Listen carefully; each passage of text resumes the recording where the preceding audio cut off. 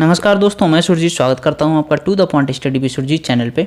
और जैसा कि आपकी 69 बीपीएससी की परीक्षा 30 सितंबर को होने जा रही है, तो उसी के लिए हमने अपनी जो टेस्ट सीरीज़ है बीपीएससी की प्रीलिम्स परीक्षा के लिए वो फिर से कंटिन्यू की है। अब तक हम जो है 11 फुल लैंग्थ टेस्ट हमने कराए थे। ठीक है, 11 फुल लैंग्थ टेस्ट हमने कराए थे, जिसमें कुछ सेक्शनल टेस्ट भी थे और देह के 2 टेस्ट कराए थे। ये टेस्ट नंबर 3 है। और साथ ही साथ दृष्टि आईएएस और परफेक्शन आईएएस और भी अदर्स कोचिंग जो हैं उनके टेस्ट कराए थे। तो इस सब्जेक्ट में मतलब इस टेस्ट में हम कौन कौन सा सब्जेक्ट देखने वाले हैं, तो जनरल साइंस और टेक्नोलॉजी जो है इसमें देखेंगे हम, और प्लस करंट अफेयर्स। तो इसमें फिजिक्स, केमिस्ट्री, बायोलॉजी के प्रश्न होंगे आपके और करंट अफेयर्स के प्रश्न होंगे। तो अच्छा वेटेज रहता है साइंस का, 30 से 35 क्वेश्चन आते हैं। इसीलिए आइए स्टार्ट करते हैं क्वेश्चन नंबर 1 से। तो क्वेश्चन नंबर 1 है, प्रकाश तरंगें अनुदैर्ध्य तरंगें होती हैं जबकि ध्वनि तरंगें अनुप्रस्थ तरंगें होती हैं। तो ये स्टेटमेंट गलत हो गया, क्योंकि प्रकाश तरंगें जो होती हैं वो अनुप्रस्थ तरंगें होती हैं, जबकि जो ध्वनि तरंगें होती हैं वो अनुदैर्ध्य तरंगें होती हैं। तो इसे हम याद कैसे रखेंगे, प्रकाश में सा आ रहा है और अनुप्रस्थ में सा आता है। ठीक है, तो इसीलिए हम इसे याद रख सकते हैं सा से। और जबकि ध्वनि तरंगों में धा आ रहा है और अनुदैर्ध्य में जो अनुदैर्ध्य होता है उसमें भी धा आता है। तो इसीलिए जो ध्वनि तरंगें अनुदैर्ध्य तरंगें होती हैं और प्रकाश तरंगें अनुप्रस्थ तरंगें होती हैं। नेक्स्ट स्टेटमेंट देखते हैं।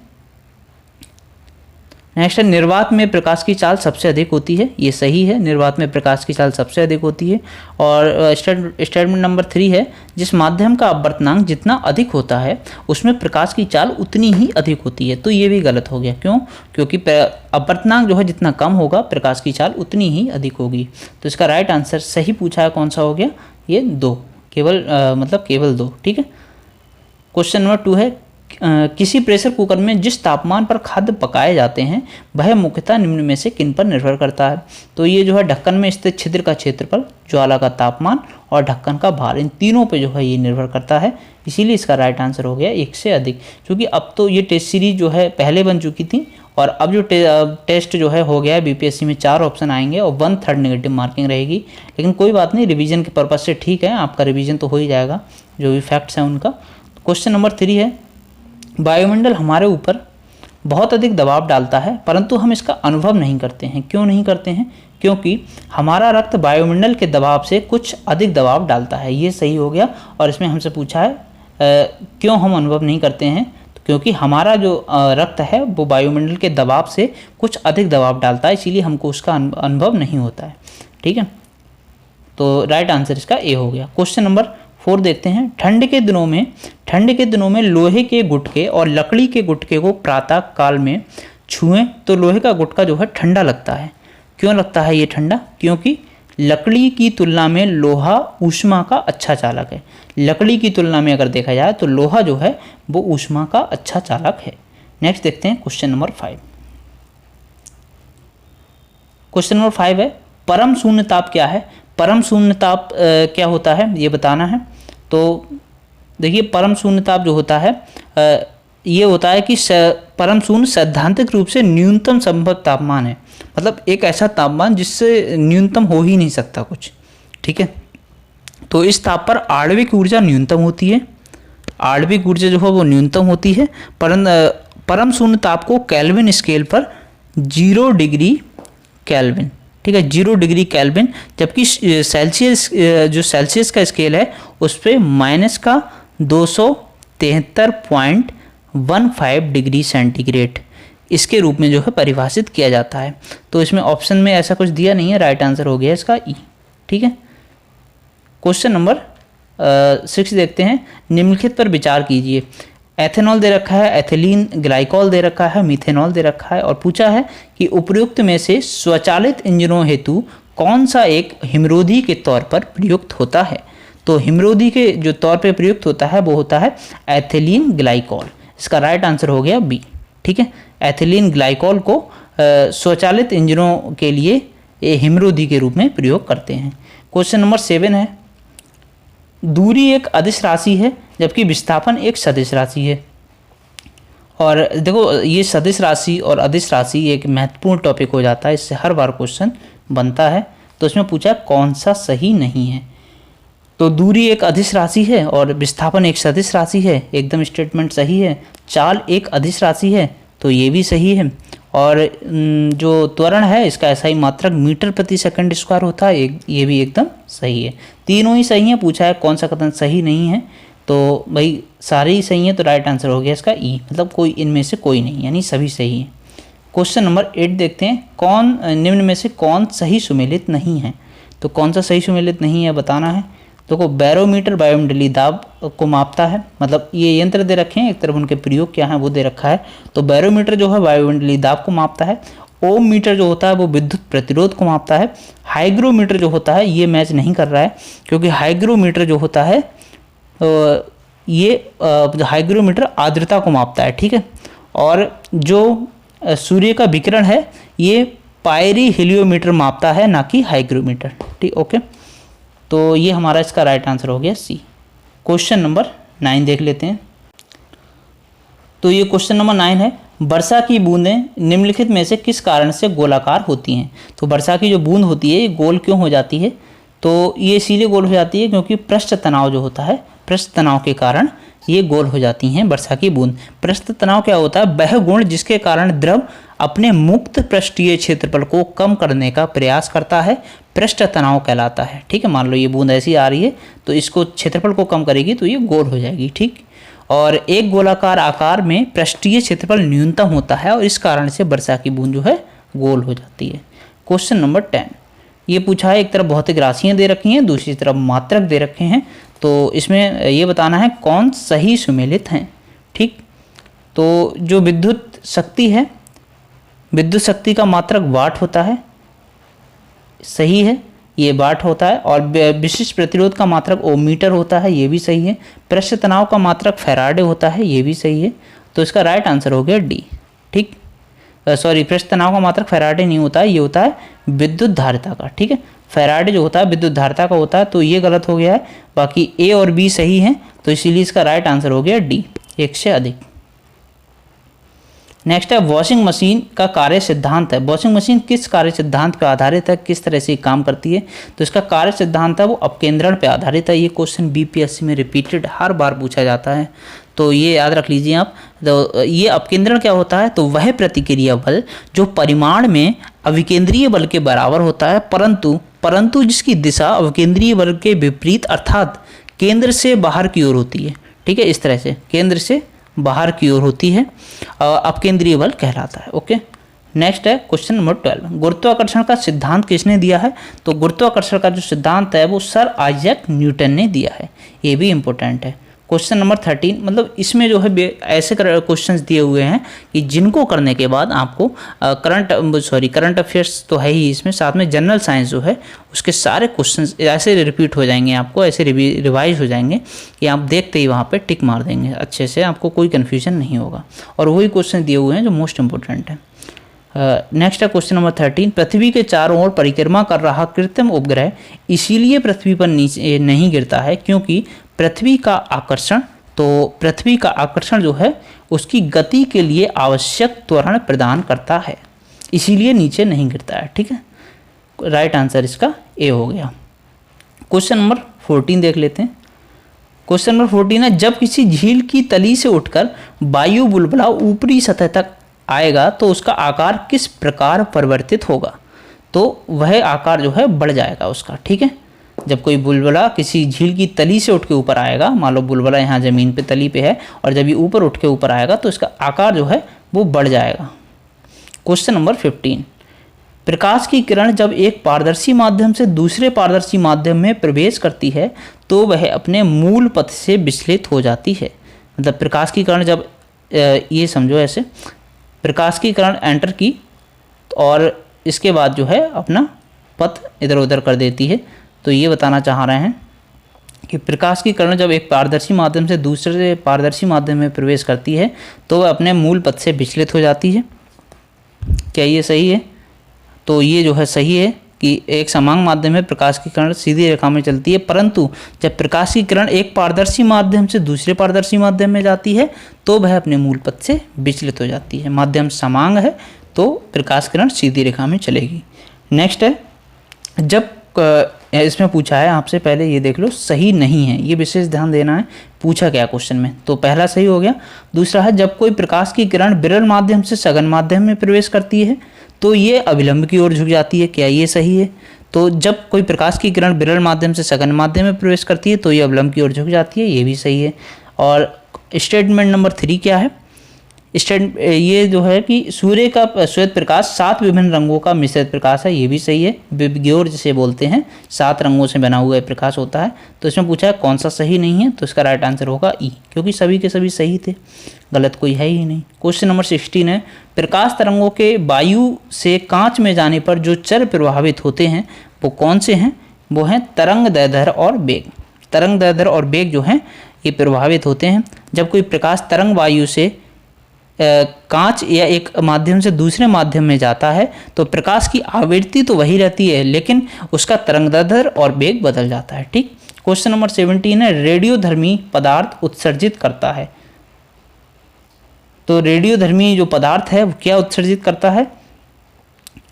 तो देखो पहले रेडियोधर्मी पदार्थ क्या होते हैं ये समझ लीजिए। ये ऐसे पदार्थ जो रेडियो एक्टिव किरणों का उत्सर्जन करते हैं, ये मान लो रेडियो एक्टिव पदार्थ है, इसे ये रेडियो एक्टिव किरणों का उत्सर्जन हो रहा है तो ये रेडियो एक्टिव पदार्थ कहलाएगा। इससे जो है अल्फा कण क्या निकलता है? अल्फा कण और बीटा कण और जो है गामा कण, ये तीनों कणों का उत्सर्जन करता है। राइट आंसर हो गया डी, एक से अधिक। क्वेश्चन नंबर 18 है कौन सा एक रेडियो एक्टिव नहीं है? कौन सा एक जो है रेडियो एक्टिव नहीं है ये पूछा। तो जर्कोनियम जो है इसका परमाणु क्रमांक 40 होता है, ये एक रेडियो एक्टिव पदार्थ नहीं है। बाकी ट्रेटियम, फ्रेंसियम ये सभी जो है रेडियो एक्टिव पदार्थ हैं। नेक्स्ट देखेंगे क्वेश्चन नंबर 19। तो क्वेश्चन नंबर 19 है निम्न में से कौन सा तत्व सोलर सेल में उपयोग किया जाता है? सोलर सेल में कौन सा तत्व उपयोग होता है? सिलिकॉन। ठीक है, ये क्वेश्चन भी पूछा गया है कई बार।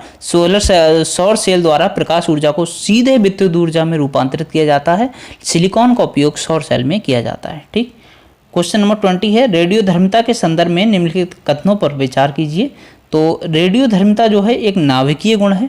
इसमें पूछा कौन सा सही नहीं है ये बताना है। पहले देखो हम सही है पूछा है, सही नहीं है पूछा है, इस पर विशेष ध्यान देना, नहीं तो आपका क्वेश्चन जो है आते हुए भी गलत हो जाएगा। ठीक है, क्योंकि आप इसी में रहेंगे, इसी को ढूंढते रहेंगे कि सही स्टेटमेंट पे टिक करना है और वहाँ वो पूछ लेगा कि कौन सा सही नहीं है। तो रेडियोधर्मिता एक नाभिकीय गुण है, ये सही है कथन।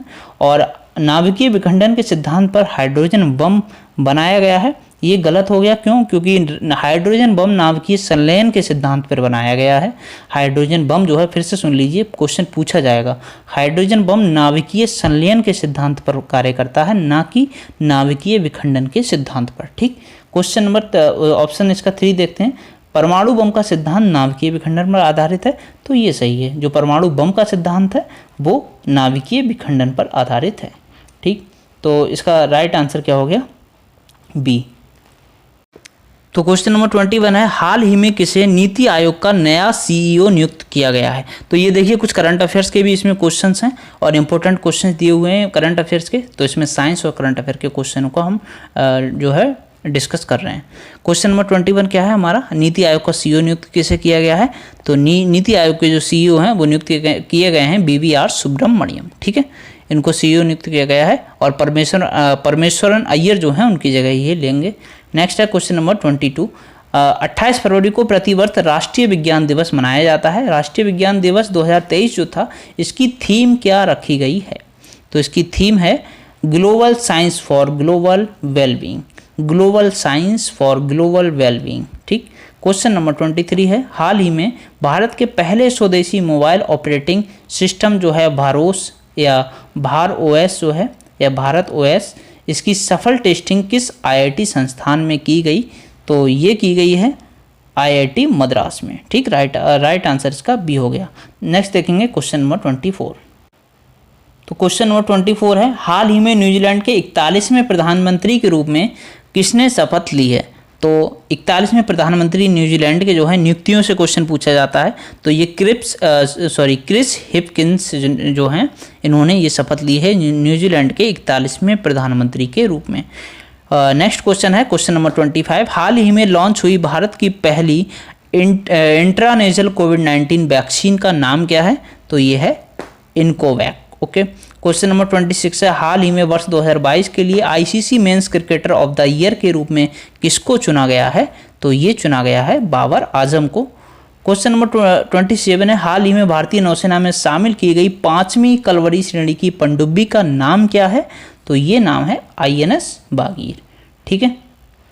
क्वेश्चन नंबर 28 है, भारत में प्रतिवर्ष 25 जनवरी को राष्ट्रीय मतदाता दिवस डे एंड थीम से क्वेश्चन पूछा जाता है। पहले हमने साइंस दिवस की थीम देखी, विज्ञान दिवस की, और ये है 25 जनवरी को राष्ट्रीय मतदाता दिवस मनाया जाता है। उसकी थीम क्या थी? तो उसकी थीम जो है nothing like voting, I vote for sure. Okay. Next है 29, हाल ही में इसरो के आदित्य L1 प्रोजेक्ट के लिए visible emission line coronagraph payload का निर्माण किसने किया है? तो ये किया है इंडियन इंस्टीट्यूट ऑफ एस्ट्रोफिजिक्स ने। ओके। क्वेश्चन नंबर 29 का राइट आंसर हो गया सी। नेक्स्ट देख लेते हैं क्वेश्चन नंबर 30। तो क्वेश्चन नंबर 30 है, हाल ही में ऑस्ट्रेलियन ओपन चैंपियन 2023 का पुरुष एकल का खिताब किसने जीता है? तो ये खिताब जीता है नोवाक जोकोविच ने। नेक्स्ट है क्वेश्चन नंबर 31, हाल ही में भारतीय अंडर 19 महिला क्रिकेट टीम ने फाइनल मैच में किस टीम को हराकर पहला T20 वर्ल्ड कप जीता है? तो ये भारतीय अंडर 19 महिला क्रिकेट टीम ने इंग्लैंड को हरा के ये खिताब जीता है। क्वेश्चन नंबर 32 है, हाल ही में पुरुष हॉकी विश्व कप 2023 का खिताब किस टीम ने जीता है? तो पुरुष हॉकी विश्व कप 2023 इसका खिताब जीता है जर्मनी ने। क्वेश्चन नंबर 33 है, हाल ही में राष्ट्रपति भवन स्थित जो मुगल गार्डन है इसका नाम बदल के क्या कर दिया है? तो ये कर दिया है अमृत उद्यान। ठीक। नेक्स्ट है क्वेश्चन नंबर 34, हाल ही में मिस यूनिवर्स 2022 का विजेता जो है किसे चुना गया है? ये चुना गया है आर बोनी गैब्रियल को मिस यूनिवर्स 2022 का विजेता चुना गया है। क्वेश्चन नंबर 35 है, हाल ही में केरल का कौन सा जिला देश का पहला संविधान साक्षर जिला घोषित किया गया? ये किया गया कोल्लम को जो है केरल का देश का पहला संविधान साक्षर जिला घोषित किया गया। क्वेश्चन नंबर 36 देखते हैं। तो क्वेश्चन नंबर 36 है, हाल ही में वनडे इंटरनेशनल क्रिकेट में दोहरा शतक लगाने वाले सबसे युवा बल्लेबाज ये कौन बने हैं? शुभमन गिल। और 37 है, हाल ही में भारत ने सालाना 12 चीतों को भारत लाने के लिए किस देश के साथ समझौता ज्ञापन पर हस्ताक्षर किए हैं? याद रखना सालाना पूछा है, वहाँ हो सकता है मंथली दे रखा हो और आप गलत कर दें क्वेश्चन को। तो इसका राइट आंसर है ए, 37 का ए, दक्षिण अफ्रीका। क्वेश्चन नंबर 38 है, हेनली पासपोर्ट इंडेक्स 2023 जारी किया गया। इसमें भारत की रैंक 80वां है 80वां, और अब तक जो 85 रहती थी 87 रहती थी, लेकिन इस बार 80वां है। और जापान फर्स्ट पे रहता था जो कि अब सिंगापुर फर्स्ट पे आ गया है। ठीक है। क्वेश्चन नंबर 39 है, हाल ही में नासा ने किसे अपना नया चीफ टेक्नोलॉजिस्ट नियुक्त किया है? तो ये किसको नियुक्त किया गया है? AC चरणिया को। क्वेश्चन नंबर 40 देखते हैं, हाल ही में किस मंत्रालय के द्वारा स्वस्थ मन स्वस्थ घर पहल प्रारंभ किया गया है? तो ये प्रारंभ किया गया है स्वास्थ्य एवं परिवार कल्याण मंत्रालय के द्वारा। क्वेश्चन नंबर 41 है, CV रमन को किस वर्ष नोबेल पुरस्कार दिया गया था? तो CV रमन को नोबेल पुरस्कार दिया गया था 1930 में। ठीक है। और इनको भौतिकी के क्षेत्र में नोबेल पुरस्कार दिया गया था। इन्होंने जो है 1928 में रमन प्रभाव की खोज की थी। क्वेश्चन नंबर 42 है, निम्न में से कौन से ऊर्ध्वपातन पदार्थ के उदाहरण हैं? तो कौन कौन से उदाहरण हैं? आयोडीन है। देखो ऊर्ध्वपातन होता क्या है? जब कोई पदार्थ गर्म करने पर ठोस रूप से सीधे गैस में बदल जाए, मतलब द्रव रूप में कुछ नहीं, सीधे गैस में बदले, ठोस से सीधे गैस में, इसे कहते हैं ऊर्ध्वपातन। तो इसमें क्या क्या उदाहरण हैं इसके? आयोडीन है। ठीक, आयोडीन है, और अमोनियम क्लोराइड भी है, और नेफ्थलीन भी है। अन्न की बात करें तो कपूर भी इसी में आता है ऊर्ध्वपातन पदार्थ में। तो इसका राइट आंसर हो गया फिलहाल डी, एक से अधिक। क्वेश्चन नंबर 43 है, एटम जो है इसमें न्यूट्रॉन का खोज किसने किया? तो एटम में न्यूट्रॉन का खोज किया था जेम्स चैडविक ने। ठीक है। इसकी एक ट्रिक भी है, आपने पढ़ा होगा, ईंट पर नाच, यानी इलेक्ट्रॉन की टॉमसन ने की थी, जे टॉमसन ने, और पर यानी पा से प्रोटॉन की थी रदरफोर्ड ने, और नाच न्यूट्रॉन की थी चैडविक ने। ठीक है। क्वेश्चन नंबर 44 है, सिरका में निम्न में से कौन सा अम्ल पाया जाता है? तो सिरका में पाया जाता है एसिटिक एसिड। नेक्स्ट है क्वेश्चन नंबर 45, बॉक्साइट जो है निम्न में से किस धातु का अयस्क है? तो बॉक्साइट जो है वो एल्यूमिनियम धातु का अयस्क है। क्वेश्चन नंबर तो क्वेश्चन नंबर 46 देख लेते हैं। निम्न में से कौन सा सही सुमेलित है? दूरदृष्टि दोष दे रखा है एक तरफ, मतलब दृष्टि दोष दे रखे हैं, और दूसरी तरफ दूर करने के उपाय। तो इसमें अबिंदुकता जो है, दृष्टि दोष जो है अबिंदुकता, इसको दूर करने के लिए उत्तल लेंस का प्रयोग नहीं किया जाता है, ये किया जाता है बेलनाकार लेंस का प्रयोग। नेक्स्ट है जरा दूरदृष्टा, इसको दूर करने के लिए किया जाता है द्विफोक्सी लेंस का प्रयोग, ये सही है, ये ए वाला गलत है। और निकट दृष्टि दोष को दूर करने के लिए अवतल लेंस का प्रयोग किया जाता है, ये भी सही है। तो राइट आंसर इसका हो गया डी, एक से अधिक सही है। क्वेश्चन नंबर 47 है, किसमें ध्वनि की चाल सर्वाधिक होती है? तो ध्वनि की चाल जो है वो किसमें सर्वाधिक होती है? एल्यूमिनियम में, ठीक।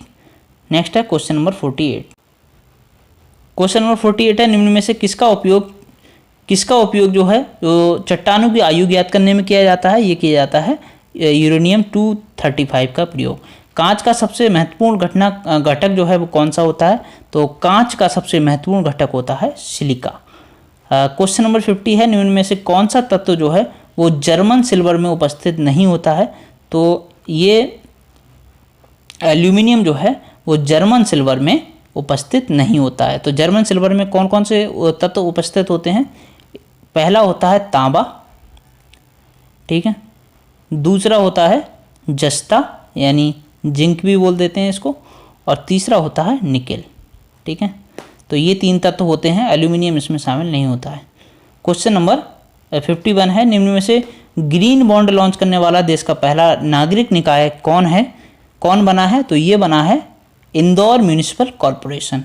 क्वेश्चन 52 है, निम्न में से हाल ही में प्रधानमंत्री नरेंद्र मोदी ने एशिया की सबसे बड़ी ग्रीनफील्ड हेलीकॉप्टर फैक्ट्री का उद्घाटन किस राज्य में किया है?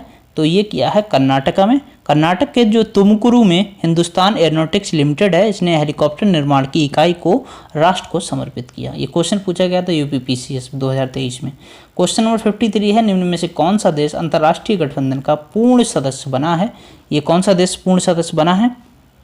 तो ये बना है ब्राज़ील, ठीक है, इंपॉर्टेंट क्वेश्चन है। क्वेश्चन नंबर 54 देखते हैं। क्वेश्चन नंबर 54 है, हाल ही में भारत के किस म्यूजियम कंपोजर ने प्रतिष्ठित ग्रैमी अवार्ड 2023 जीता है? तो ये जीता है रिक्की रेज ने, ठीक। क्वेश्चन नंबर 55 है, हाल ही में भारत में पहली बार किस राज्य केंद्र शासित प्रदेश में लिथियम के भंडार मिले हैं? ये मिले हैं जम्मू और कश्मीर में।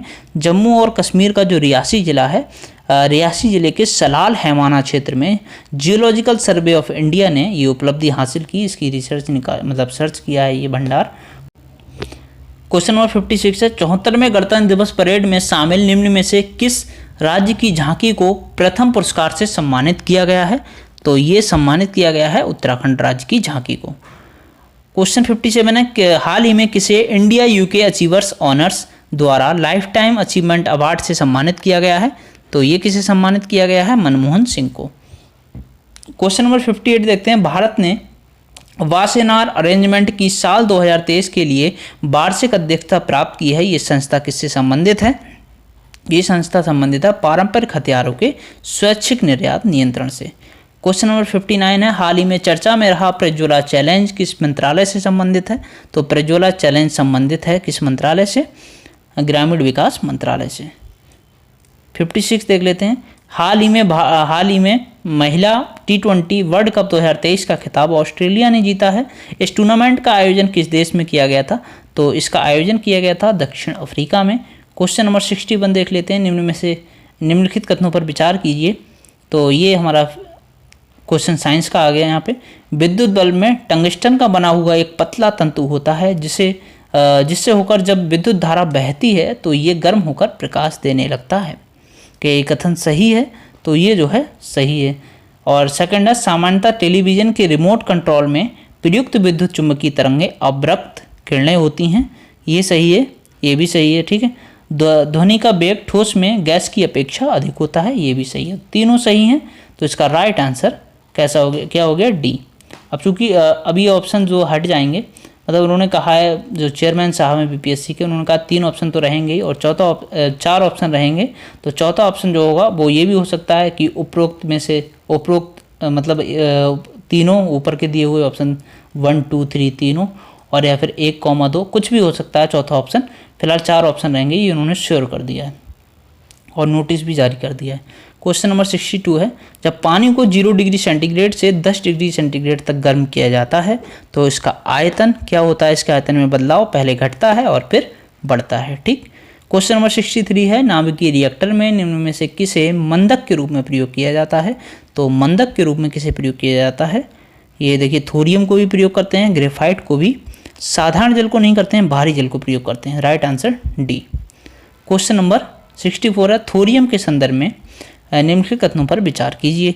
तो थोरियम क्या है भाई? तो थोरियम एक महत्वपूर्ण नाभिकीय ईंधन है जो भारत में प्रचुर मात्रा में उपलब्ध है और थोरियम का मुख्य स्रोत मोनोजाइट है। ये तीनों के तीनों सही हैं। पूछा है कौन सा सही है? तो एक से अधिक। ठीक है। क्वेश्चन नंबर 65 है, निम्नलिखित कथनों पर विचार कीजिए। सूर्य तथा ब्रह्मांड के अन्य तारों की ऊर्जा का स्रोत वहाँ पर होने वाला नाभिकीय विखंडन है। तो क्या ये सही है? ये गलत हो गया। क्यों गलत हो गया? क्योंकि ऊर्जा का स्रोत वहाँ पर होने वाला नाभिकीय संलयन है, नाभिकीय विखंडन नहीं है। और सूर्य का नेक्स्ट है, तारों में गुरुत्वीय संकुचन भी उनकी ऊर्जा का एक स्रोत होता है। जो तारों में गुरुत्वीय संकुचन होता है, क्या उनकी ऊर्जा का एक स्रोत होता है? तो ये सही है। और हाँ, उनकी ऊर्जा का जो है ये स्रोत होता है। नेक्स्ट है, सूर्य का अधिकांश भाग हाइड्रोजन एवं हीलियम का बना होता है। ये भी सही है। तो राइट आंसर इसका ए हो गया। केवल पहला जो है गलत है। पूछा है कौन सा गलत, मतलब सही नहीं है। क्वेश्चन नंबर 66 है, कौन सा अर्धचालक है? तो अर्धचालक जो हैं कौन कौन से हैं?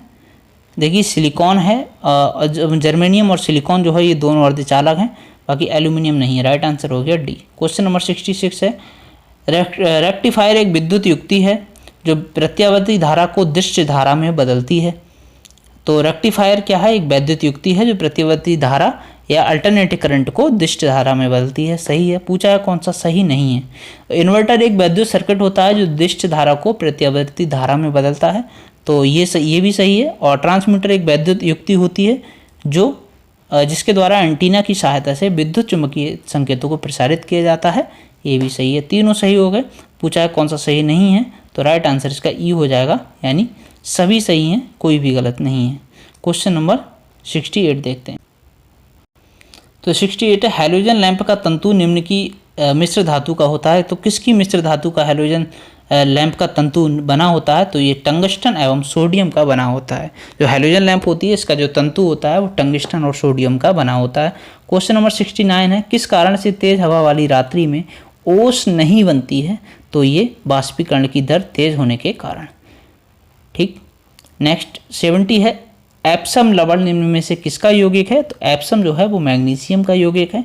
71 है, पराश्रव्य तरंगों के संबंध में निम्न कथनों पर विचार कीजिए। तो जो पराश्रव्य तरंग हैं ये कौन सा सही नहीं है? पूछा है। ये कीड़ों को नष्ट करती हैं, सही है। ये कपड़ों से धूल हटाकर उन्हें साफ कर देती हैं, ये भी सही है। इसका उपयोग बीमारियों के उपचार के लिए किया जाता है, ये भी सही है। तीनों ही सही हैं। गलत पूछा है कौन सा है? तो कोई सा गलत नहीं है, यानी इनमें से कोई नहीं। ठीक। क्वेश्चन नंबर 72 है, चमगादड़ अंधेरी रातों में उड़ सकते हैं और अपना शिकार कर सकते हैं, इसका क्या कारण है?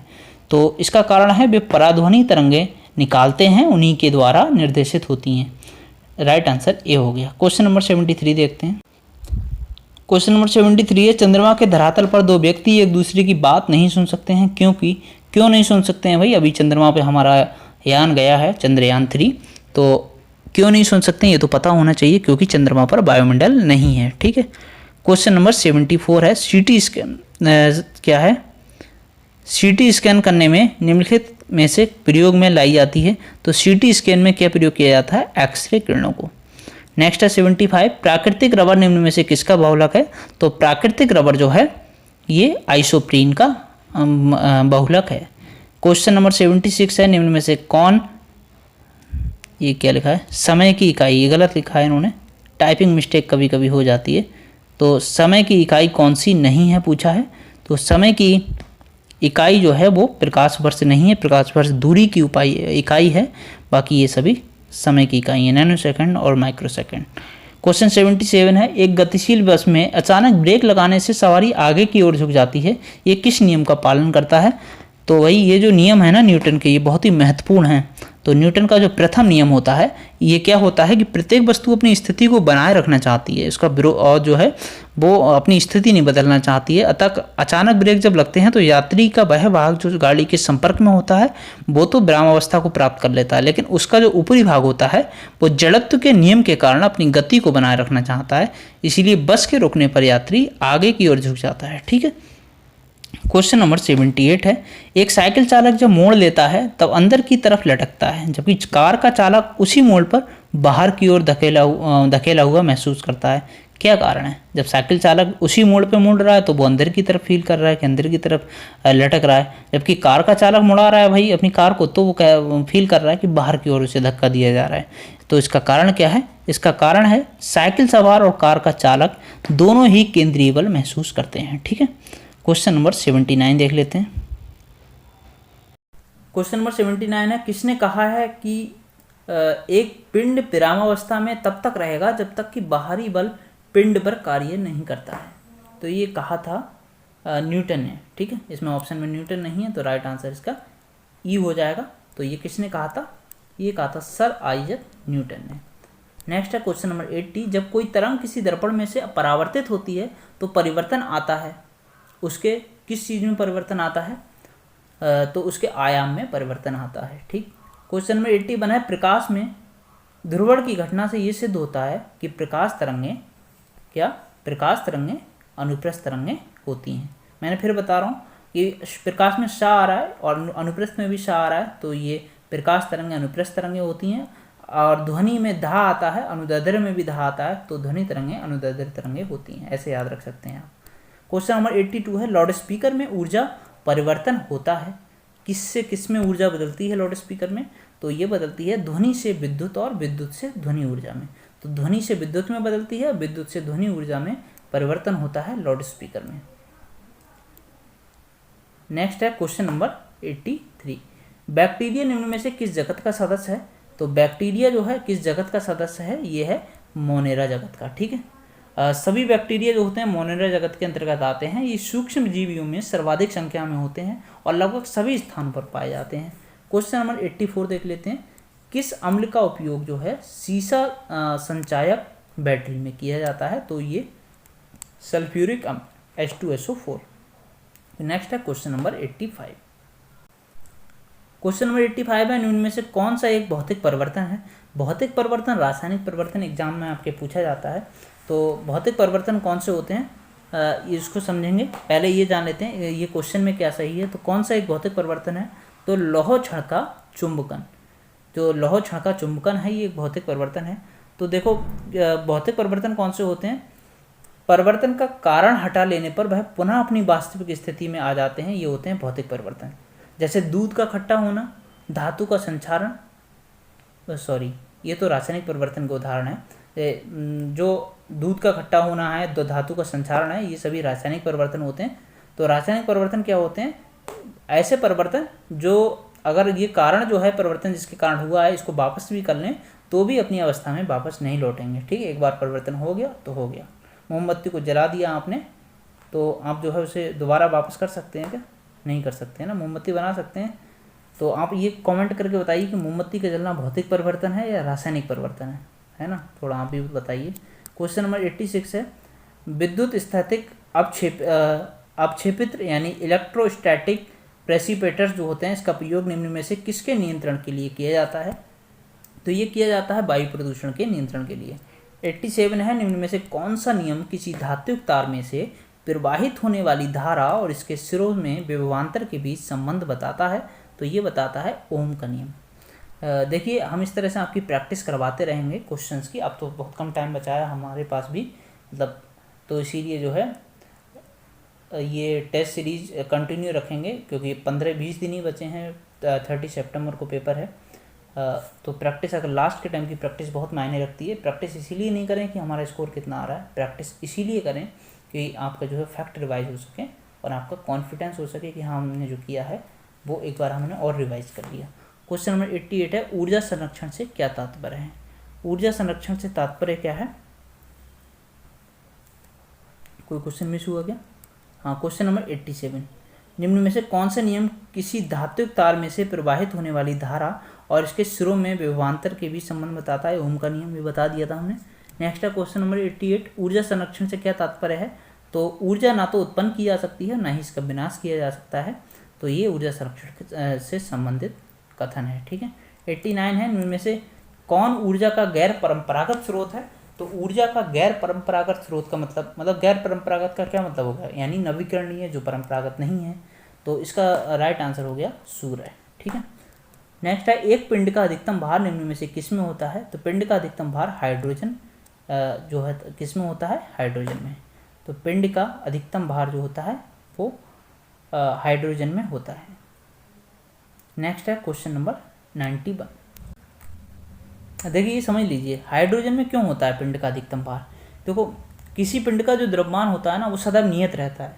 उसका भार दो चीज़ों पर निर्भर करता है हमेशा, एक तो गुरुत्व बल पे, दूसरा पिंड पर लगने वाले उत्क्षेप बल पे।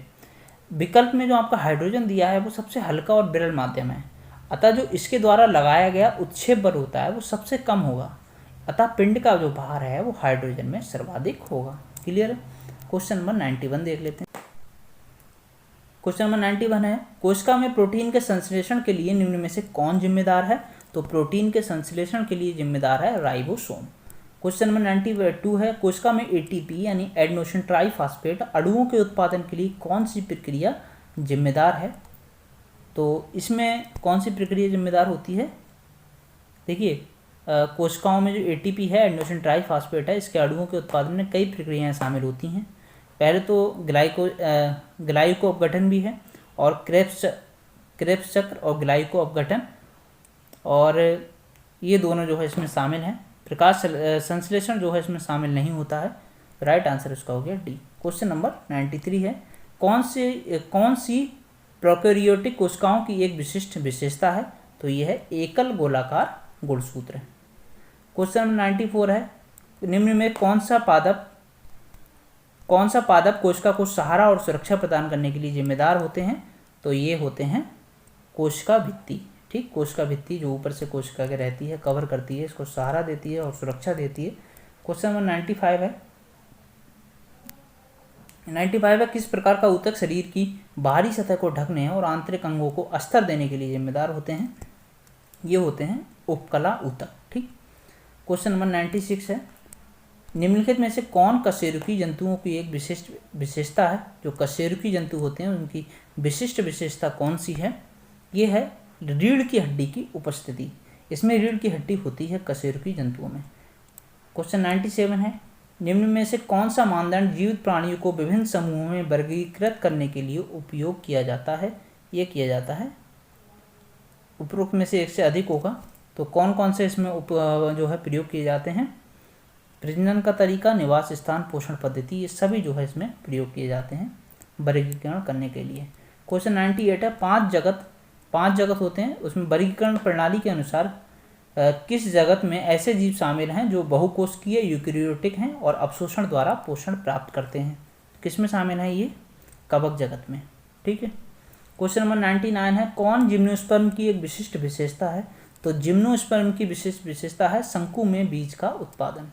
क्वेश्चन 100 देख लेते हैं, निम्न में से कौन सा कारक संक्रामक रोगों के प्रसार में योगदान कर सकता है? ये कर सकता है खराब स्वच्छता प्रथाएं, दूषित भोजन और पानी, और टीकाकरण की कमी। ये तीनों ही सही है। राइट आंसर डी हो गया। क्वेश्चन नंबर 101 है, कौन सा स्वास्थ्य जीवन शैली का अवगठन नहीं है? तो कौन सा स्वास्थ्य जीवन शैली का जो स्वस्थ जीवन शैली है उसका अवगठन नहीं घटक नहीं है?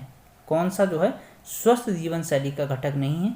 तो ये गतिहीन जीवन शैली, मतलब लगातार भागे पड़े हैं, डायनेमिक हुए पड़े हैं, तो ये नहीं है, बाकी ये दोनों सही हैं। तो देखिए इसमें जो 3 कथन ऑप्शन दे रखे हैं उनको आप याद करने की कोशिश किया कीजिए। हो सकता है क्वेश्चन यहीं से बन जाए कथन से, या और कोई भी ऑप्शन उठा के आपको क्वेश्चन में रख दे।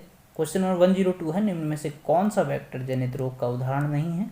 तो वेक्टर जनित रोग का उदाहरण जो है क्षय रोग नहीं है।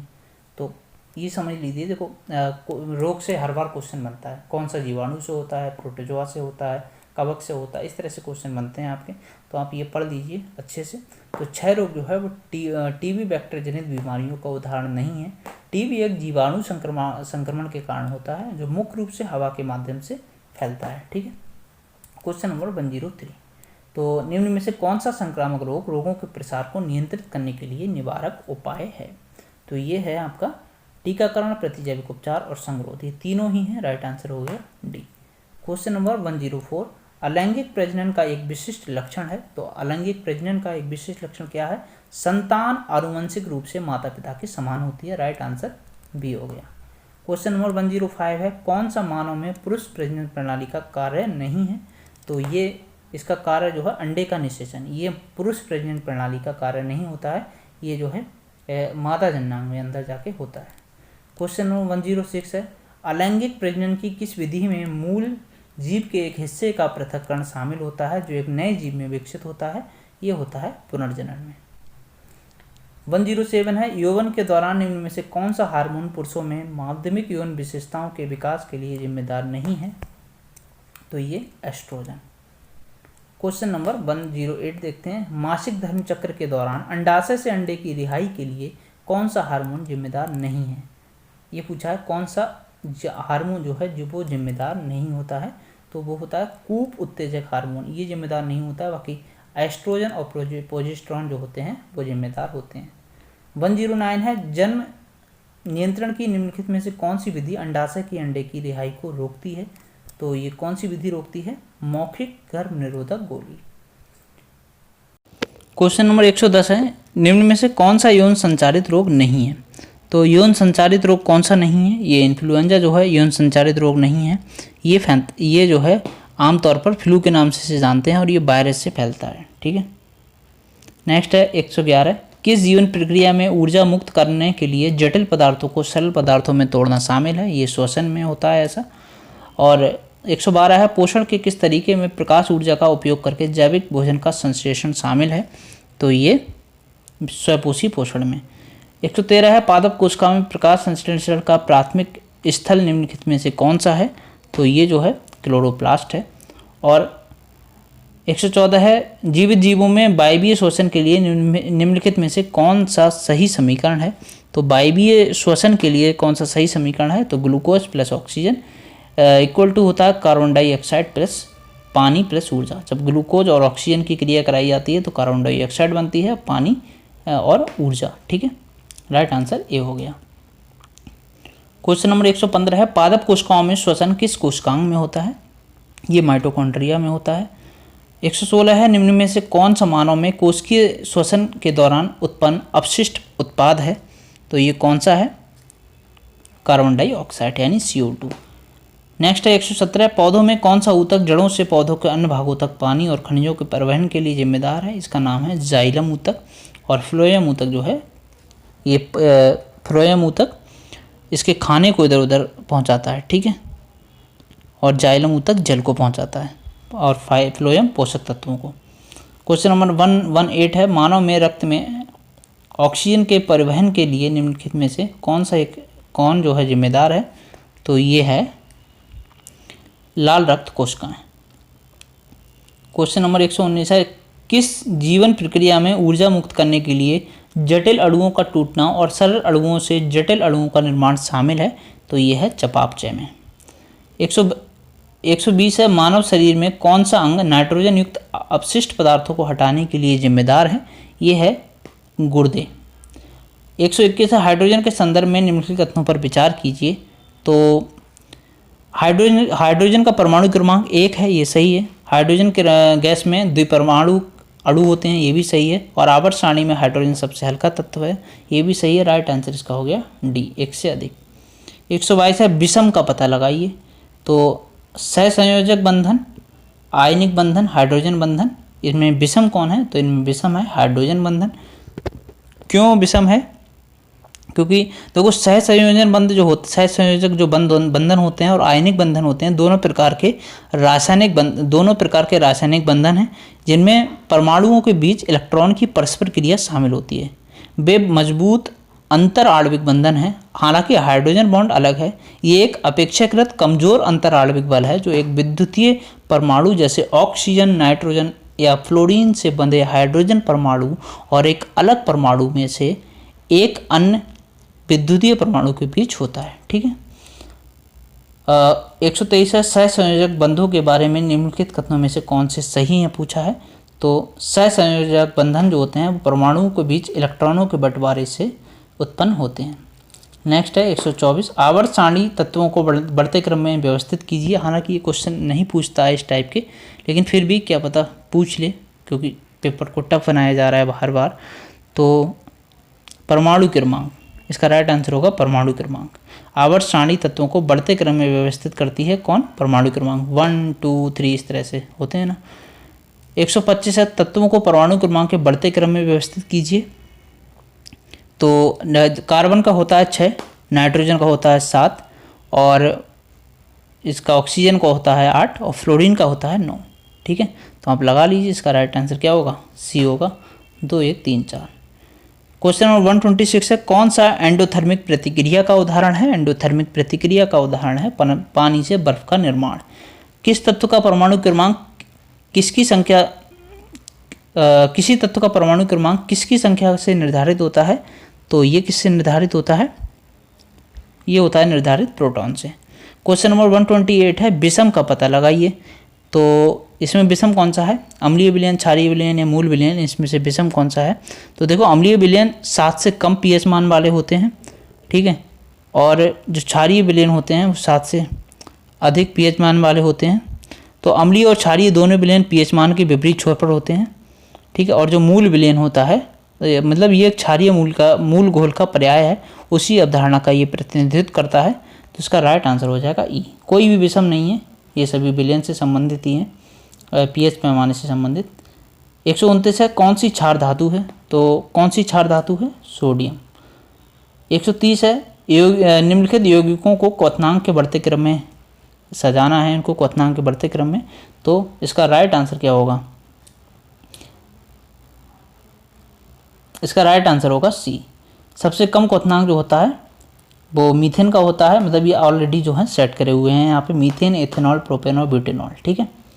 क्वेश्चन नंबर 131 है, कौन सा एक विषमांग मिश्रण का उदाहरण है? तो विषमांग मिश्रण का उदाहरण है दूध। विषमांग मिश्रण वे मिश्रण होते हैं जिनमें घटक समान रूप से वितरित नहीं होते हैं और उन्हें आसानी से पहचाना जा सकता है। दूध के मामले में ये पानी, प्रोटीन, वसा, लैक्टोज, खनिज और विटामिन जैसे विभिन्न घटकों से बना होता है। ये घटक पूरे मिश्रण में समान रूप से वितरित नहीं होते। जब दूध को बिना छेड़े छोड़ दिया जाता है तो उन्हें अलग अलग चरणों तथा कणों के रूप में देखा जा सकता है। उदाहरण के लिए अगर देखें तो यदि आप एक गिलास दूध को कुछ समय के लिए अछूता छोड़ देते हैं तो आप देखेंगे कि क्रीम ऊपर की ओर उठ रही है, जो मिश्रण में अलग अलग चरणों की उपस्थिति का संकेत देती है। क्वेश्चन नंबर 132 है, एक ऊष्माक्षेपी प्रतिक्रिया आसपास के वातावरण में गर्मी छोड़ती है। तो इसमें सही बताना है। और तापमान में वृद्धि के साथ प्रतिक्रिया दर बढ़ जाती है। तो पहला तो सही है, दूसरा भी सही है। और उत्प्रेरक किसी प्रतिक्रिया की सक्रियण ऊर्जा को बढ़ाते हैं, ये गलत है। ये बढ़ाते नहीं हैं बल्कि कम कर देते हैं। और एंजाइम जैविक उत्प्रेरक है, ये सही है, ठीक है। राइट आंसर इसका हो गया सी। 1 2 और 4 सही है। निम्नलिखित में से कौन तत्व है? देखिए ऊपर एक चीज़ समझ लीजिए, ये जैविक जो सक्रियण ऊर्जा है इसको बढ़ाते हैं, तो सक्रियण ऊर्जा को नहीं बढ़ाते हैं, प्रतिक्रिया दर को बढ़ाते हैं, ठीक है। ये इसीलिए गलत है। क्वेश्चन नंबर 133 है, निम्न में से कौन सा तत्व हैलोजन समूह से संबंधित नहीं है? तो हैलोजन समूह से संबंधित कौन सा तत्व नहीं है? ये जो है क्लोरीन, ब्रोमीन, आयोडीन, ये तीनों ही संबंधित हैं। राइट आंसर हो गया इसका ई। क्वेश्चन नंबर 134 है, अमोनिया संश्लेषण के लिए हैबर प्रक्रिया में उत्प्रेरक के रूप में निम्नलिखित का उपयोग किया जाता है। तो लोहा का प्रयोग किया जाता है, लोहा का। तो क्वेश्चन नंबर 135 है, रासायनिक बंधन के बारे में निम्नलिखित में से कौन सा कथन सही है? आयनिक बंधन अधातु परमाणुओं के बीच होता है। ये गलत है, क्योंकि आयनिक बंधन जो होता है वो एक धातु और एक अधातु के बीच होता है, ठीक है। सहसंयोजक बंधन में परमाणुओं के बीच इलेक्ट्रॉनों का स्थानांतरण होता है, ये भी गलत है। और धात्विक बंधन दो धातुओं के बीच होता है, ये हाँ एक इस हिसाब से तो सही है, लेकिन एक शर्त है, जहाँ धातु के परमाणु अपने बैलेंस इलेक्ट्रॉनों को डेलोकलाइज्ड इलेक्ट्रॉनों के समुद्र में साझा करते हैं, ठीक है। तो इसीलिए ये भी गलत हो गया। राइट आंसर हो गया इसका ई। क्वेश्चन नंबर 136 है, निम्नलिखित कथनों पर विचार करें, कौन सा कथन सही है। तो सोडियम क्लोराइड एक आयनिक यौगिक है। तो क्या सोडियम क्लोराइड एक आयनिक यौगिक है? सही है। और नेक्स्ट है question option number 2, sodium chloride पानी में घुलनशील है, ये भी सही है। और सोडियम क्लोराइड एक प्रबल इलेक्ट्रोलाइट है, ये भी सही है। राइट आंसर इसका हो गया डी। कौन सा यौगिक एक एल्केन है? तो कौन सा यौगिक एक एल्केन होता है? एल्केन कार्बन परमाणुओं के बीच एकल बंधन वाले संतृप्त हाइड्रोकार्बन होते हैं, ठीक है। इथेनॉल और एथीन एल्केन नहीं है, इथेनॉल और एथीन नहीं है, केवल मीथेन जो है एल्केन है। तो इसका राइट आंसर क्या होगा? एक मिनट, एल्केन नहीं है, इथेनॉल और एथीन एल्केन नहीं है। इथेनॉल एक एल्कोहल है जिसकी विशेषता जो है वो हाइड्रोक्सिल है। इसका राइट आंसर बी है। क्वेश्चन नंबर 138 है, निम्नलिखित कथनों पर विचार कीजिए। ऑक्सीकरण इलेक्ट्रॉनों की हानि है। ऑक्सीकरण क्या है? इलेक्ट्रॉनों की हानि है, ये गलत हो गया। एक मिनट, ऑक्सीकरण इलेक्ट्रॉनों की हानि है, ये सही है। अपचयन इलेक्ट्रॉनों का लाभ है, ये भी सही है, ठीक है, दोनों सही हैं। और तीसरा भी सही है क्योंकि ये रेडॉक्स अवक्रिया में ऑक्सीकरण ऑप्शन दोनों होते हैं, ये भी सही है। राइट आंसर इसका हो गया डी। तो कुछ ऑप्शन थोड़े कन्फ्यूजिंग हैं, इसीलिए आप भी थोड़ा समझ के पढ़िएगा। निम्नलिखित में से किस तत्व की आयनीकरण ऊर्जा सबसे अधिक होती है? तो आयनीकरण ऊर्जा जो है एल्यूमिनियम की सबसे अधिक होती है। 140 है, निम्नलिखित अम्लों को अम्लता के बढ़ते हुए क्रम में व्यवस्थित कीजिए। तो अम्लता का बढ़ता क्रम क्या होगा? इसका राइट आंसर होगा बी, यानी पहले सल्फ्यूरिक एसिड होगा, फिर नाइट्रिक एसिड होगा, और फिर होगा जो है एसिटिक एसिड, फिर हाइड्रोक्लोरिक एसिड। तो इनकी अम्लता किस तरह से होती है? अम्लता के स्तर के आधार पर न्यूनतम से सर्वाधिक अम्ल के क्रम में ये पूछा हमने। राइट आंसर इसका बी बताया, ठीक है। क्वेश्चन नंबर 141 है, कौन सा प्राकृतिक गैस का मुख्य घटक है? तो प्राकृतिक गैस का मुख्य घटक होता है मीथेन। ये क्वेश्चन पूछा गया है कई बार। विषम का पता लगाना है, तो विषम का पता लगाइए। इसमें से ऊष्मक्षेपी प्रतिक्रिया और एंडोथर्मिक प्रतिक्रिया, दहन प्रतिक्रियाएं, ये समझते हैं पहले।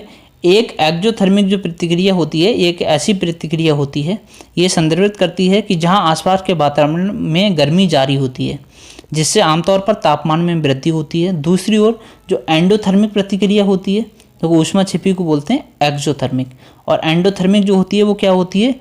एंडोथर्मिक प्रतिक्रिया जो होती है उसमें परिवेश में गर्मी का अवशोषण शामिल होता है, जिससे तापमान में कमी आती है। और ये जो दहन प्रक्रिया होती है, इसकी क्या विशेषता होती है?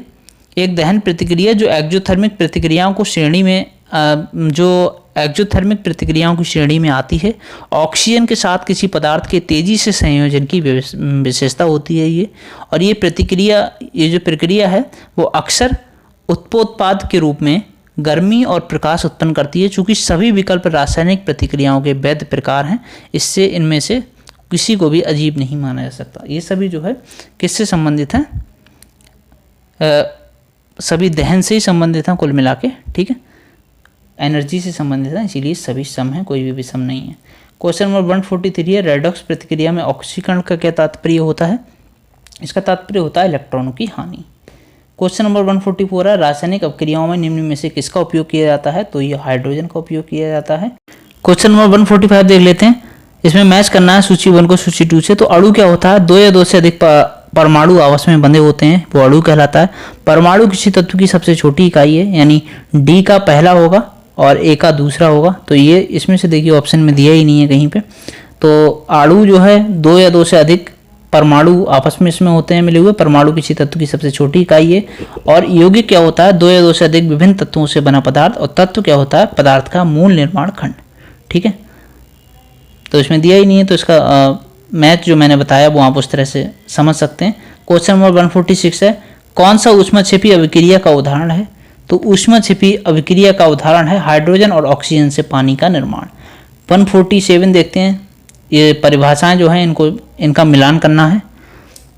तो जो संयोजकता है, ये बंध में शामिल सबसे बाहरी इलेक्ट्रॉन होता है।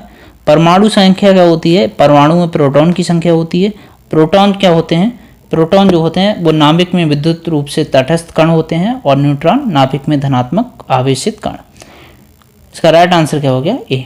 क्वेश्चन नंबर 148 है, रासायनिक बंधन में क्या शामिल होता है? तो रासायनिक बंधन में इलेक्ट्रॉनों का साझाकरण शामिल होता है। क्वेश्चन नंबर 149 है, अम्ल क्षार अपक्रियाओं के संबंध में निम्नलिखित कथनों पर विचार कीजिए। तो जो अम्ल क्षार अपक्रियाएं होती हैं, ये अम्ल एक प्रतिक्रिया में हाइड्रोजन प्लस दान करते हैं, क्षार प्रतिक्रिया में हाइड्रोजन प्लस स्वीकार करते हैं। यही कथन जो है इसके सही है। राइट आंसर इसका हो गया बी। क्वेश्चन नंबर 150 है, दाब की एसआई इकाई क्या है? तो दाब की जो एसआई मात्रक है वो है पास्कल। तो ये हमने देखे 150 क्वेश्चंस को। नेक्स्ट टेस्ट सीरीज हम जल्दी ही अपलोड करेंगे। आज ही कर दूंगा, नहीं तो सुबह कर दूंगा। तो मिलते हैं नेक्स्ट वीडियो में, तब तक के लिए bye bye, take care. Channel को सब्सक्राइब कर लीजिएगा, वीडियो को लाइक कर दीजिएगा।